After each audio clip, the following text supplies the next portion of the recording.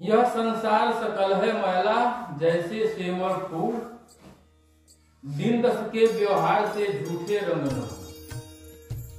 यह संसार नाशवान है,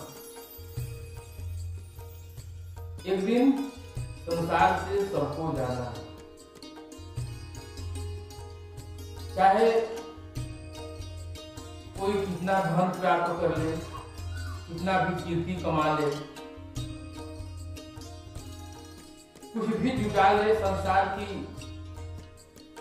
संसारिक जितनी भी संपत्ति है सबको छोड़ करके जाना है।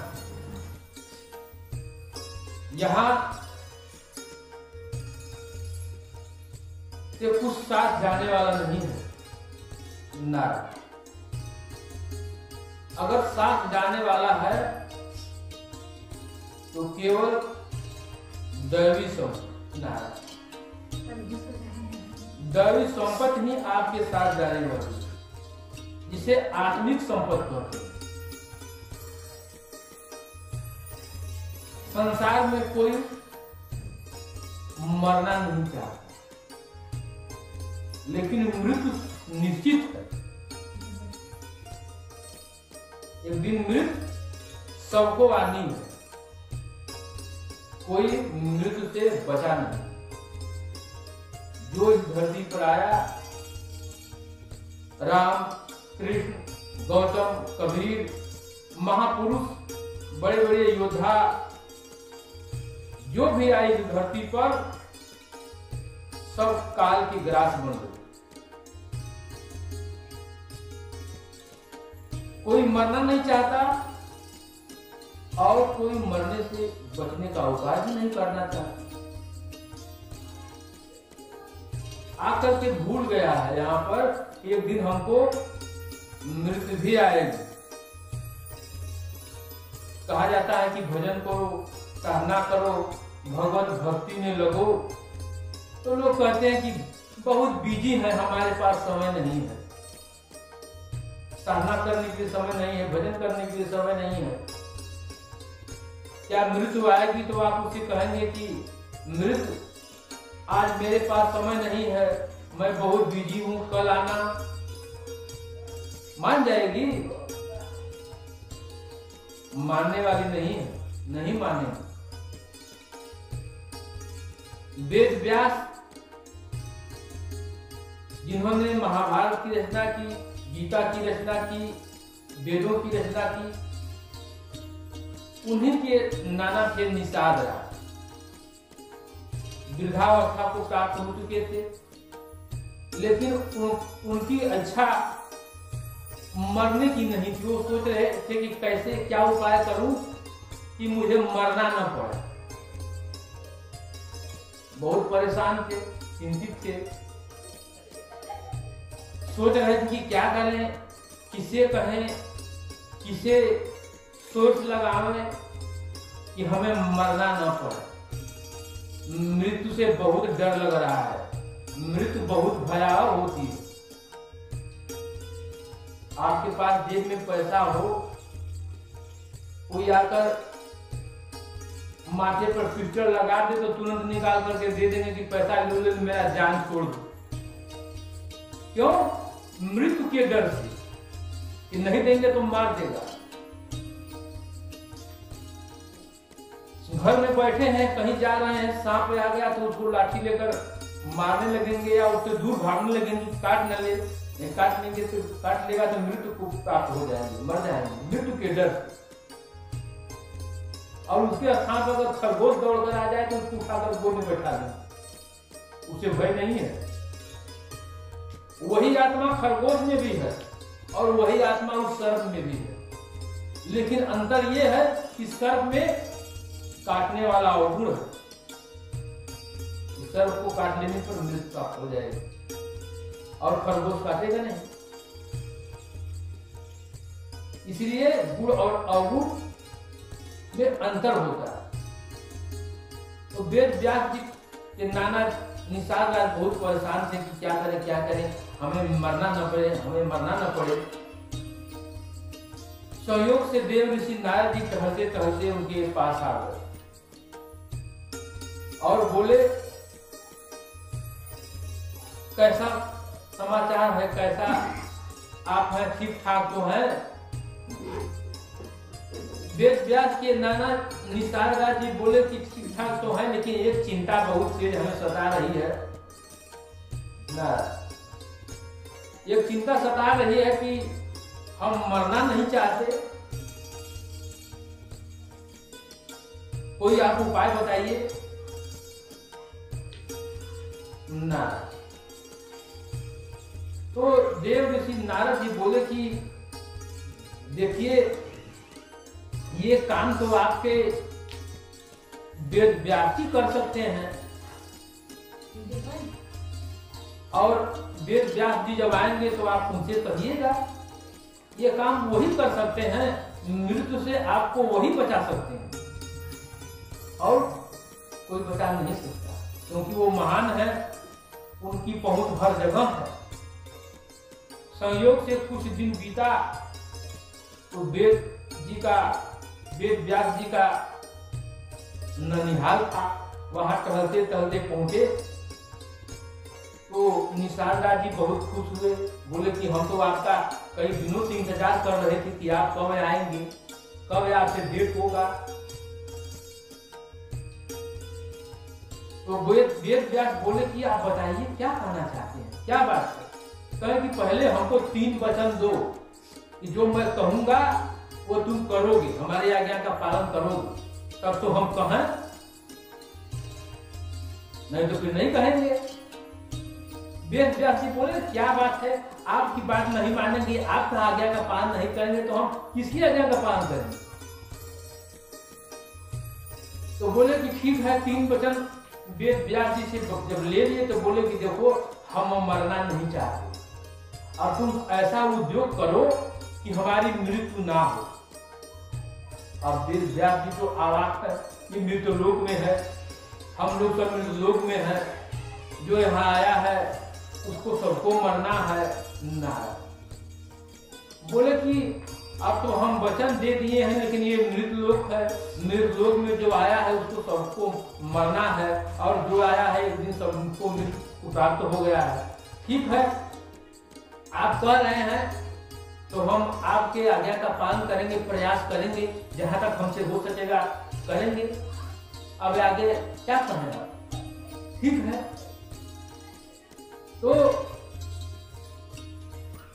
देव ऋषि नारद जी कहे थे कि तुम उनके साथ जाना और टालने मत देना कि अगर वो टालने लगे कि नहीं आज करेंगे या कल करेंगे या परसों प्रयास करेंगे, तो ऐसा न करने देना, तुम उनके साथ जाना और साथ ही प्रयास करना।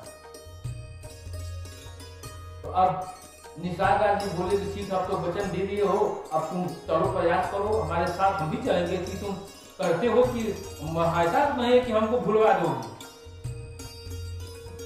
अब वो वेद व्यास जी के साथ निसार राज भी हो गए, उनके नाना जी हो गए साथ में, और चले मृत्यु के पास। मृत्यु के पास गए, मृत्यु से बोले कि देखो, ये हमारे नाना जी हैं और नारद, ये मरना नहीं चाहते, अब आप कोई उपाय लगाओ, कोई प्रयास करो कि इनकी मृत्यु न हो। अब मौत सोची कि क्या कहें, अब ये आपका बात कैसे टालें हम, लेकिन हम तो तैयार हैं आपका साथ देने के लिए।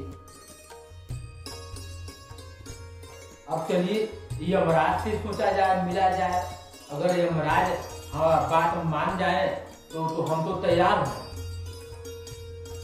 अब साथ सभी हो गए, मृत्यु भी साथ हो गई, वेद व्यास भी साथ हो गए, निषाद राज भी साथ हो गए, सही पहुंचे यमराज के पास। यमराज से बोले कि ऐसी ऐसी बात है, ये निषाद राज हैं, वेद व्यास जी के नाना जी हैं और मरना नहीं चाहते, तो अब हम तो भाई इनकी आज्ञा का कैसे उल्लंघन करें, हम तो तैयार हैं। अब आप अगर तैयार हो जाते तो बहुत अच्छी बात है।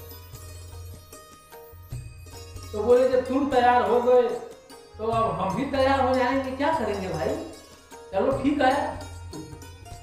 लेकिन अब आगे मालिक काल है, काल जो आदेश देता है उसका पालन हम लोग करते हैं। अगर काल मान जाए तब तो। अब काल के पास पहुंचे सभी लोग साथ में लेकर, जब वहां काल के पास पहुंचे तो काल भी बैठा हुआ था। उसे बोले कि ऐसी ऐसी बात है कि मृत्यु भी मान गई है, यमराज जी हम भी मान गए हैं, और अगर काल देव अगर आप मान जाते तो ये वेद व्यास जी के नाना है, इनकी मृत्यु न होती। और इसीलिए वेद व्यास जी आए हैं, सबसे निवेदन कर रहे हैं, प्रार्थना कर रहे हैं कि हमारे नाना जी की मृत्यु न हो। अब काल सोचा कि ठीक है भाई, जब आप लोग सब लोग तैयार हैं तो अब हम आप लोगों के साथ क्या उल्लंघन करें, ठीक है। लेकिन इसका लेखा जोखा तो विमाता के पास है, जो सारा लेखा जोखा वही करती हैं। अब उनके पास चला जाए, देखा जाए कि इनकी मृत्यु कैसे है, कैसी लिखी गई है इनकी मृत्यु। अब वहां चल करके इनकी मृत्यु कटवाया जाए, तब ये बच सकते हैं। सभी लोग वहां पहुंचे और वहां जाकर के सभी लोग निवेदन किए विमाता से।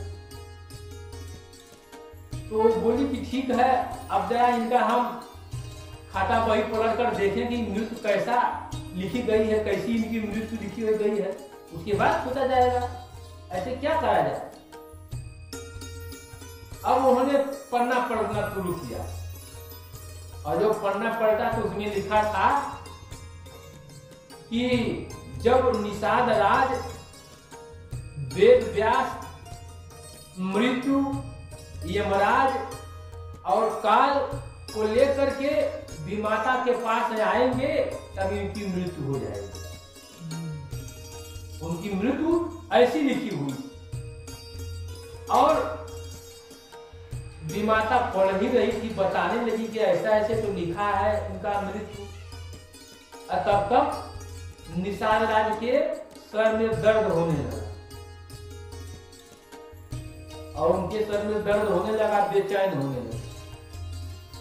नारायण, लोग आपस में विचार कर ही रहे थे, आपस में समझ ही रहे थे, जान ही रहे थे, और तब तक उनको चक्कर आया और गिरे बधराम से खत्म हो। अब तो वेद व्यास जी रोने लगे, आंख बहाने लगे कि अरे ये तो हम बचाने के लिए आए थे, लेकिन मामला तो यहाँ उल्टा हो गया। मर गए गिर करके धराम से वहीं पर। निषाद राज का प्राण निकल गया, गए थे मौत से बचने के लिए, लेकिन मौत जो लिखी थी वहां सबको लेकर वो स्वयं पहुंच गए। अगर न जाते वहां तो उनकी मृत्यु न होती, लेकिन वो स्वयं सबको लेकर के वहां पहुंच गए, मरने के लिए उपस्थित हो गए, मृत्यु हो गई। सब आश्चर्यचकित हो गए। ये माता बोली कि ऐसे ही इनका मृत्यु लिखा हुआ था कि जब ये वेद व्यास के साथ, मृत्यु के साथ, काल के साथ, यमराज के साथ सबको लेकर के जब यहाँ आएंगे हमारे पास ना, तब इनकी मृत्यु। तो कहने का तात्पर्य यह है कि संसार में कोई मृत्यु से बचा नहीं है। मृत्यु बात सत्य जग में सनातन अटल, बचल नाही केहू बा संसार। धनवान चाहे आप करोड़ों की दौलत कमा लो, अरबों खरबों की दौलत कमा लो, लेकिन दौलत बताने वाली नहीं है। सिकंदर विश्व विजय करके लौट रहा था, रास्ते में ही बीमार हो गया। उसे महसूस हो गया कि हम मर जाएंगे, हमारी मृत्यु आ जाएगी और हमको मरना है। उसको महसूस हो गया, मरने वाले आदमी को आभास हो जाता है कि हम मर जाएंगे जब मृत्यु नजदीक आ जाती है। तो उसने अपने सेनापति से कहा कि सेनापति, मैं जब मर जाऊंगा तो जनाजा से मेरा दोनों हाथ इतना बाहर निकाल दे, इस तरह। तो सेनापति पूछा कि सरकार ऐसा क्यों? बोला कि देखो ये संसार देखेगा, ये सिकंदर विश्व विजयी है, जो विश्व का विजय किया, उसके पास हीरा मोती सोना चांदी जवाहरात धन दौलत किसी चीज की कमी नहीं है, लेकिन आज मृत्यु उसे ले जा रही है। आज मरने के निकट आ चुका है। लोग देखेंगे कि सिकंदर जो विश्व को विजय किया, आज एक भी हीरा, एक भी मोती, एक भी पैसा लेकर नहीं जा रहा है, खाली हाथ हाथ पसारे जा रहा है, कुछ साथ नहीं जा रहा। फिर मृत्यु के उपरांत वैसा ही हुआ। जनाजा से ना हाथ इतना बाहर निकाल दिया गया और दूर दूर गांव में ना लोग घुमा करके दिखाए और लोग देखे कि सिकंदर जो विश्व विजयी था आज खाली हाथ जा रहा है। कुछ जानने वाला नहीं है संसार। अगर साथ जाएगा तो आत्मिक संपत्ति आपके साथ जाएगी और इसके अलावा कुछ नहीं जाएगा। संत महात्मा समझाते हैं, साधना करो, भजन करो, सदगुरु सेवा में समर्पित होकर, लेकिन समझ में आता नहीं, कोई बिरले बिरले ही समझता है और जो समझ लेता हो पा जाता है। संसार नासवान है, कुछ साथ जाने वाला नहीं है। चले गए सो ना मिले, किससे पूछूं बात, और मात पिता सुत बांधवा झूठा सब संघात। आप किसके लिए कर रहे हो? यही संसार लगा हुआ है कि हम अपने पुत्र के लिए बना रहे हैं, अपने बच्चे के लिए, अपने बीवी के लिए, सारा जीवन उसके ऊपर लगा देता है।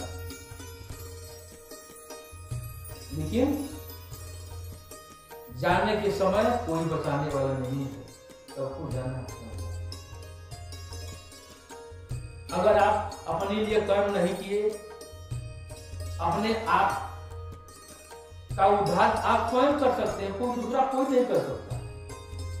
आप अपने को अधोगति में डालने वाले स्वयं हैं। आप अपना उद्धार करता है। ये अपने आप को डुबा दीजिए या अपने आप को बचा लीजिए, क्योंकि ये मानव शरीर जो मिला है आपको, ये 84 पूर्ण है। यहीं से मानव ही 83,99,999 योनियों का निर्माण कर देता है। अगर साधना करे, भजन करे, सुमिरन करे, तो इससे बाहर निकल करके जीव से शिव बन सकता है, अपने शाश्वत स्वरूप को प्राप्त कर सकता है। लेकिन उसके लिए परिश्रम करना पड़ेगा, लगन लगाना पड़ेगा। लगन से वही कहे, लगन तो विरले हो, नारायण की लगन में तन मन दीजिए खोल। और खोना जो दिन है ही है, चाहे आप कुछ पा करके खो दीजिए या व्यर्थ में गंवा दीजिए। ये सांस रूपी संपत्ति आपको मिली हुई है, ये सांस चल रहा है, कब रुक जाएगा कौन इसका ठिकाना है? फिर क्या होगा? यह संसार सकल है सपना, कुछ भी यहाँ नहीं है, कुछ नहीं मिलेगा। शरीर छूट जाएगी, लोग ले जाएंगे, कोई जला देगा, कोई दफन कर देगा, कोई बहा देगा। घर पर आएंगे, 2-4 दिन रोएंगे, गाएंगे, चुप हो जाएंगे, फिर कोई पूछने वाला नहीं है। दुनिया चलती है, चल रही है। आने वाले आ रहा है और जाने वाला जा रहा है। अब इसमें हम विचार न करें, हम सोचे ना, भगवान का दोष, कोई काम बिगड़ देता है तब लोग भगवान का दोष देते हैं कि भगवान बिगाड़ दे। भगवान कहीं बिगाड़ेंगे? जो भगवान से किसी से दुश्मनी थोड़ी है, लेकिन हमारा कर्म ही ऐसा है। कर्म प्रधान विश्व कर राखा और जो जैसे करनी तस फल चाहा। हम कर्म करके साक्षात परब्रह्म को स्थिति प्राप्त कर सकते हैं, नर से नारायण बन सकते हैं। नर तू ही है नारायण, अपने को पहचान। सद्गुरु चरण शरण में जाकर पाले आत्मज्ञान। नर तू ही है नारायण, अपने को पहचान। आप शरीर नहीं है, आप आत्मा है। आप आत्मा नहीं है, परमात्मा के अंश हैं। साक्षात परमात्मा का स्वरूप ही आपका है, लेकिन आप अपने को भूल गए हैं, भटक गए हैं, इसलिए दुखारी है, दुखी है। जब तक संसार को पकड़े हुए हैं, संसार में सुख की चाहना आपके अंदर बनी हुई है, तो संसार में सुख नहीं है, दुख को आप पकड़ रहे हैं और सुख छूटता जा रहा है। इसलिए मानव जीवन में साधन करना चाहिए, भजन करना चाहिए, सुमरण करना चाहिए। साधन धाम मोक्ष कर द्वारा, ये साधन का धाम है, मोक्ष का द्वार है। ये मानव शरीर जो हमको आपको मिली हुई है, इसको पा करके अगर हम परलोक नहीं प्राप्त करते तो हमसे बड़ा अधम कौन?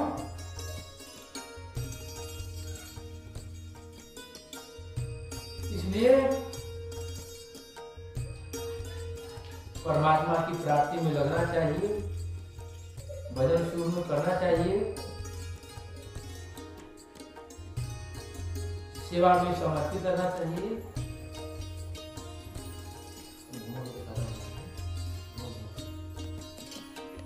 लगन लगाना चाहिए।